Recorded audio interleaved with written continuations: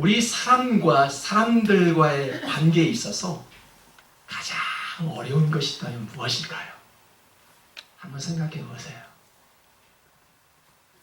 무언가를 부탁할 때 거절하지 못하는 것에 우리들은 어려워합니다. 지난 시간에 어떠한 것을 부탁을 받았나요? 우리들은 그것을 안 됩니다. 말하지 못하고 그냥 받아들이지요. 왜요? 내가 노하면 그 사람들과의 관계가 틀어질까봐 염려돼서 그래, 들어주겠습니다. 알겠습니다. 라고 말을 합니다. 그럼에도 불구하고 금방 뒤돌아서서 내가 괜히 이야기했네. 마음이 불편하고 늘 그 생각 때문에 내 마음이 편안하지가 않습니다. 이처럼 가장 지키기 힘든 바운더리는 노라고 말할 때 우리들은 노라고 말하지 못한다는 것입니다. 노라고 말할 줄 아는 그리스도인, 무슨 말을 그따위로 말하십니까? 사람들과 선을 그어라. 왜? 이러한 전문 서적이 오늘날 서점에는 가득할까요? 무슨 말을 그따위로 해? 왜 노를 못해? 사람들과의 관계의 선을 정확하게 그어야지. 여러분, 우리가 초등학교 때 이러한 전문 서적을 읽었다면 우리는 아마 어른이 되어서 소통을 잘할 것이 분명합니다. 오늘날 성인들은 이제서야 이러한 서적들을 만나서 선을 분명하게 그어야지, 내가 노라고 말할 때 분명하게 노라고 말할 수 있는 사람이 되어야지 라고 결단을 합니다.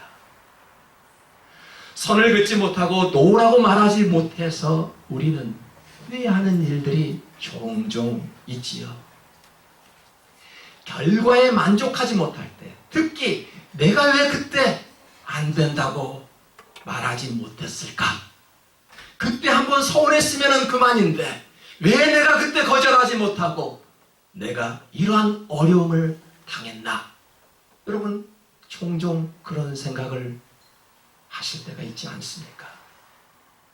이처럼 누군가의 말로 상처를 받았을 때 우리는 어떻게 해야 할까요? 지금도 늦지 않았어요. 선을 분명하게 그어야 합니다. 이것이 경계선이죠. 바운더리지요. 울타리를 치고 선을 긋는 것은 이기주의가 아닙니다. 부탁을 거절했다고 해서 내가 그 사람을 사랑하지 않는다는 것이 아니거든요. 얼마든지 내가 선을 정확하게 그어도 내가 바운더리를 세우는 것은 나는 당신을 앞으로도 더 좋은 관계를 유지하기 위해서 선을 긋는 것이지요. 여러분, 사람들이 분노하고 다투는 이유가 어디에 있을까요? 선이 없기 때문입니다. 바운더리가 없기 때문입니다. 이러한 선을 침범하는 주범이 누구일까요? 멀리 있나요? 가까운 사람들이지요. 늘 만나는 그런 사람들이 경계선을 침범하고 있기 때문에 분노하고 다투게 됩니다. 그래서 가까울수록, 친할수록 더 조심하고 바운더리를 분명하게 세워서 말에 책임을 지게 하고요, 행동에 책임을 지게 하고요, 그에 따른 결과도 책임을 져야 합니다. 관계에서 제일 중요한 것이 무엇일까요? 사람들과의 관계가 가장 중요한 것이 무엇입니까? 말입니다. 말 때문에 상처받는 거 아니겠어요?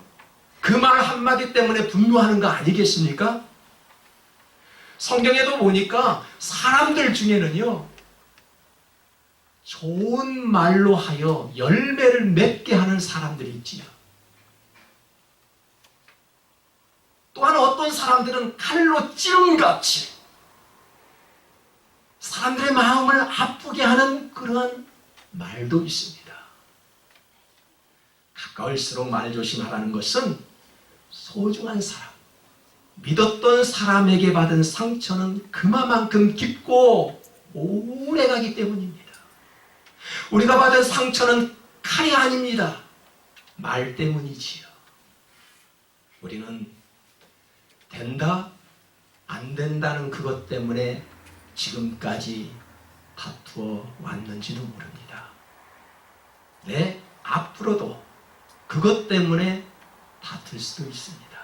그렇다면 분명하고 명확한 NO 아니면 YES라고 말할 줄 알아야 한다는 것입니다.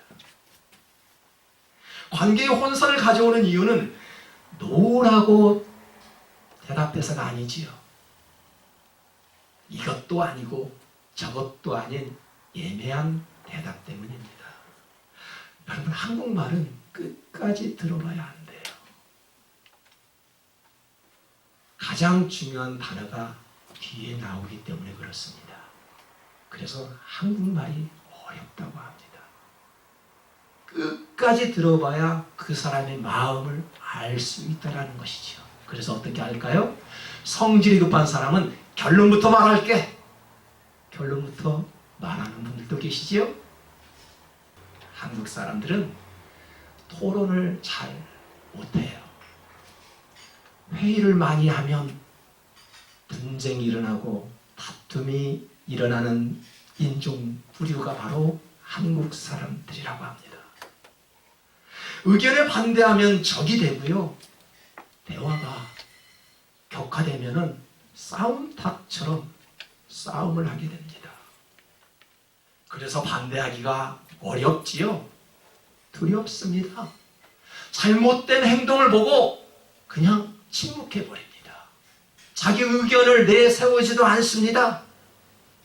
여러분, 관계와 질서를 바로잡기 위해서는 아닌 것은 아니다라고 정확하게 말할 수 있어야 합니다. 우리는 가정, 교회, 학교, 직장, 그러한 관계 속에서 사회적 활동을 하고 있지요. 우리가 모이는 이 자리에서도 지금 공동체 안에서 사회적 활동을 하고 있는 것입니다. 모든 공동체는 행복해야 되겠지요. 화목해야 합니다. 행복과 화목은 하나님이 원하시는 뜻이랍니다. 부모들의 소망이 무엇일까요? 형제들과의 우애하는 것이 가장 큰 소망이겠지요? 하나님이 원하시는 것도 화목해 하라고 했는데, 부모들이 원하는 것도 우애하라고 했는데, 왜 오늘날 가정들이, 많은 가정들이 왜 아파하고 있을까요? 하나 되지 못하는 이유는 분별력도 없고 선도 없기 때문입니다. 한마디로 행복을 빼앗아간 그런 주범들은 우리의 말 때문이라는 것이지요. 이런 속담 들어보셨나요? 발 없는 말이 천리를 달린대요. 말은 벽을 뚫기도 하고요, 담을 넘기도 합니다. 말은 칼보다 강력하여 사람을 죽이기도 하고 살리기도 하지요. 말 한마디에 공동체의 분위기가 결정되지요. 그 공동체의 분위기는 말로 만들어가는 것입니다. 이 공동체가 아름다워지려면 여러분들이 말을 유순하게 해야 되겠죠. 여러분의 가정에 그 공동체가 화목하기 위해서는 말을 거칠게 해서는 아니 됩니다. 함부로 해서는 아니 됩니다. 온순하게, 이왕이면 똑같은 전달상이 있을지라도 하나님이 주신 마음으로 온순하게 우리는 말할 수 있지 않겠습니까? 어렵지요? 연습하면 됩니다. 연습하면 우리도 온유해질 수 있다는 이야기지요. 그리스도인은 말에 책임을 져야 합니다. 여러분들은 어떤 말을 하셨으니까 거기에 대한 책임을 져야 합니다. 이것이 바운더리지요. 말에 책임을 지지 못하니 화목한 곳에 다툼과 분열이 있기 마련이지요. 지키지 못할 약속, 처음부터 놓으라고 말하는 것이 좋겠지요. 지키지 못할 약속, 그래 내가 해줄게, 그렇게 하다가 나중에 그 결과에 책임을 못 지잖아요. 아버지가 그랬습니다. 큰아들에게 포도원에 가서 일 좀 하지 않을래? 라고 말했더니 큰아들이 뭐라고 대답했어요? 네, 가겠나이다. 나중에 가지 않았습니다. 작은 아들에게 똑같은 질문을 하였습니다. 포도원에 가서 일 좀 하지 않을래? 작은 아들이 뭐라고 대답했나요? 아니요. 결국은 뉘우치고 포도원에 들어가 일을 하였습니다. 둘 다 말에 반대되는 행동을 했지요.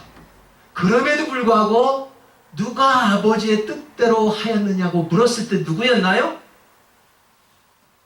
처음에는 노라고 대답했지만 결국은 포도원에 가서 일했던 작은 아들이었습니다. 큰아들은 예스라고 대답하였지만 결국은 거짓말을 하게 되어 불쾌함을 주고 말았습니다. 말에 대한 책임을 질 수 있어야 합니다. 공자가 말했습니다. 마흔이 되어도 남에게 미움을 산다면 그 인생은 더 볼 것이 없다라고 이야기했어요. 혹시 남에게 미움받고 계시나요? 그런 인생 더 볼 것이 없대요. 미국인들이 좋아하는 전 링컨 대통령은 이런 말을 했죠. 40이 넘으면 자기 얼굴에 책임을 지어야 한대요.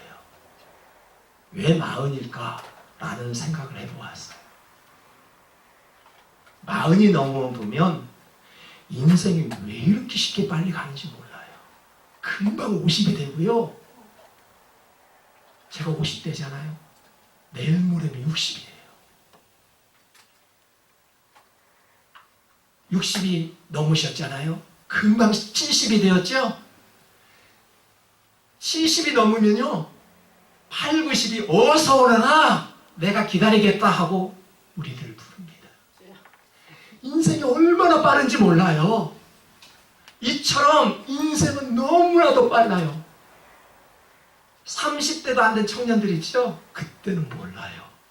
왜 이렇게 인생이 천천히 가지?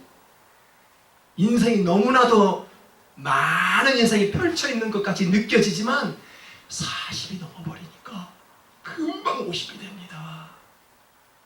50대니까 금방 60이 돼버렸잖아요. 여러분, 세월을 아껴야 한다는 주님의 말씀이 생각납니다. 세월을 보내면서 주변 사람들이 나를 어떻게 묘사하고 있는지 혹시 생각해 보셨나요?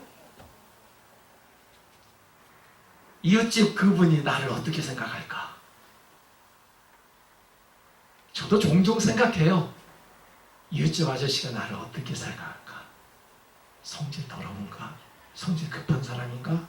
아주 확실한 사람인가? 정확한 사람인가? 그분이 나를 어떻게 생각하고 있을까? 여러분 염려되지 않아요? 내가 정말 이웃 사랑을 실천하고 있는가? 내가 목사라면서 장로 권사라면서 나를 어떻게 바라보고 있을까? 두렵지 않습니까? 여러분 150년 전에 링컨이 중요한 말을 했어요. 부당함에 저항할 줄 알고 타인을 위할 줄도 알고 정의와 신념을 위해 목소리를 낼 줄도 알아야 합니다. 여러분, 왜 안 된다라고 우리는 말하지 못할까요? 왜 부당한 것을 보고도 거기에 대한 부당함을 지시하지 못합니까? 왜 바라만 보고 있습니까? 왜 그런 부당함에도 침묵만 하고 있습니까? 악을 보고도 조용히 침묵하는 것은 선이 아닙니다. 악을 보고도 침묵하는 것조차도 악이 될 수 있습니다. 오늘날 사람들의 큰 문제점이에요. 자기 행실에만 옳다라고 인정을 합니다. 두 번째, 오늘날 사람들의 가장 큰 문제점은 절대 가르침을 받지 않으려고 해요. 하문일치라는 말 들어보셨나요? 아랫사람에게도 배워야 합니다. 지난주에도 말씀을 드렸지요. 오늘날 자녀들이 얼마나 똑똑한지 몰라요. 정말로 특히 미국 사회에서는 자녀들이 없으면 왜 이렇게 불편한지 몰라요. 우편물 하나 올지라도 먼저 자녀들에게 보여주죠. 이게 뭐냐? 셀폰에 문제가 있으면 가장 먼저 자녀들에게 찾아가죠. 이거 어떻게 하느냐? 크고 작은 모든 일들을 자녀들에게 부탁을 하기도 합니다. 우리는 많이 배웠지만 무엇이 옳은지를 모르고 자신의 행동만이 옳다라고 여기지요? 가르쳐줘 보십시오. 기분 나빠합니다. 자기가 뭔데 나를 가르쳐? 그런 지켜보고 있는 사람들조차도 누구 편 들어주지도 않아요. 왜요? 잘못 편 들어줬다가는 큰 피해를 보기 때문에 그냥 침묵하고 지나쳐 버리지요. 오로지 침묵만 합니다. 여러분, 침묵하면 상황이 종료되는 것으로 생각하면 큰 오산이죠? 침묵은 덮는 것이 아니지요. 여러분, 문제는 덮는 것이 아니라 푸는 거예요. 잘 들으셔야 합니다. 여러분의 가정에 문제가 있습니까? 그 문제를 덮는다고 덮어지는 것이 아니에요. 그 문제를 반드시 해결해야 합니다. 이것이 문제 해결 방법이며 이것이 바로 회복으로 옮겨갈 수 있다라는 이야기죠. 갈라디아서 6장 7절에서는 이렇게 말씀합니다. 스스로 속이지 말래요. 하나님은 없인 여김을 받지 아니하니 사람이 무엇으로 심든지 그대로 거두리라. 문제를 덮어보십시오. 문제 한번 덮어보십시오. 그 문제는 또 다른 문제로 새싹처럼 피어나는 것이 분명할 것입니다. 문제를 심지 말아야지요. 덮지 말아야 합니다. 해결의 방법을 심어야 회개의 열매를 얻을 수 있다는 것이지요. 어떤 말, 어떤 행동을 심느냐에 따라 거둘 열매가 달라집니다. 여러분, 무엇을 심고 계시나요? 지금 가정에 어떤 열매를 원하기 위해서 무엇을 심고 계시나요? 특히 관계의 어려움을 겪는 사람들이 있습니다. 자존감이 낮은 사람들이죠. 자존감이 낮은 사람일수록 가르침을 받거나 지시받는 것을 매우 싫어합니다. 그런 사람일수록 만나는 사람들마다 문제를 일으키지요. 왜 그럴까요? 선이 없기 때문이에요. 나에 대한 바운더리가 없기 때문에 사람들과 다툼이 일어나는 것이지요. 그들은 선을 그으려면 굉장히 힘들어합니다. 그래서 거절하면 굉장히 힘들어하고 괴로워해요. 규칙적인 생활과 조직적인 관계에 매우 취약합니다. 잠언에서는 무서운 말씀을 합니다. 도를 배반하는 자는 엄한 징계를 받을 것이요 견책을 싫어하는 자는 죽을 것이니라. 사람들이 아파하는 이유가 가난 때문일까요? 그 가정들이 분노하고 힘들어하는 것 가난이었습니까? 아니었어요. 고기를 먹고도 다투는 이유는 말을 못하기 때문입니다. 말과 행동에 대한 책임도 지지 않고요. 침묵만 하고 있기 때문에 아파하고 있다는 이야기지요. 그래서 사람들은 눈에 보이지 않는 각자의 울타리가 있지요. 나를 보호하기 위해서 울타리를 칩니다. 가까울수록, 가족일수록 그 선을 넘지 말아야 합니다. 야곱은 어머니와 한편이 되어서 아버지를 속였고 형을 속여 장자권을 빼앗아 갔지요. 그리고 멀리 도망쳐 형제 간의 갈등으로 번졌습니다. 사울이 사무엘이 오지 않자 자기 멋대로 제사를 지냈지요. 선을 침범하였습니다. 어떤 결과가 나왔습니까? 형제 간의 갈등이 있었고요. 왕으로 세운 것을 후회하셨습니다. 후회. 우리의 마음속에 그 후회가 있다면 얼마나 가슴이 아픈지 아시지요? 내가 왜 그런 일을 했을까? 그 후회가 내 마음 가운데 있을 때 굉장히 가슴이 아픕니다. 하나님이 아프셨어요. 그런 사울을 왕으로 세웠던 것을. 여러분, 갈등과 후회가 회복으로 전환되려면 어떻게 해야 될까요? 반전이 있어야 되겠지요. 그것이 무엇일까요? 반전이라는 것이 무엇일까요? 다짐이에요. 반성이에요. 용서예요. 회개예요. 그리고 앞으로는 잘하기 위해서 서로를 존중해 주는 것입니다. 바운더리는 좋은 것은 받아들이게 하고 나쁜 것은 버리게 합니다. 각자의 선을 가지고 있는데 그 선은 서로의 미움이 아니지요. 좋은 것은 받아들이고 나쁜 것은 차단하는 것이지요.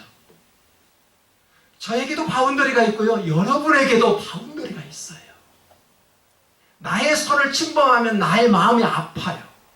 제가 여러분의 선을 침범하면 여러분들이 아프게 되어 있어요. 그 선은 보이지 않습니다. 하지만 감각적으로 우리는 알 수 있지요. 여러분, 성경은 담을 쌓으라, 철벽을 치라, 관계를 끊어라 라는 말이 없습니다. 그러면서도 하나님은 바운더리 개념을 분명하게 세우셨지요. 어떻게? 무엇은 하라? 무엇은 하지 말라? 언제까지 와야 돼? 언제까지 꼭 그것을 해줘야 돼? 이렇게 분명히 하나님은 바운더리를 세우셨습니다. 이것이 사랑이 없는 사무적이고 조직적인 관계라고 말할 수 있을까요? 저는 때때로 그런 말을 많이 듣습니다. 사랑이 없대요. 조직적이고 관계적이기 때문에 사랑이 없다라는 말을 자주 듣습니다.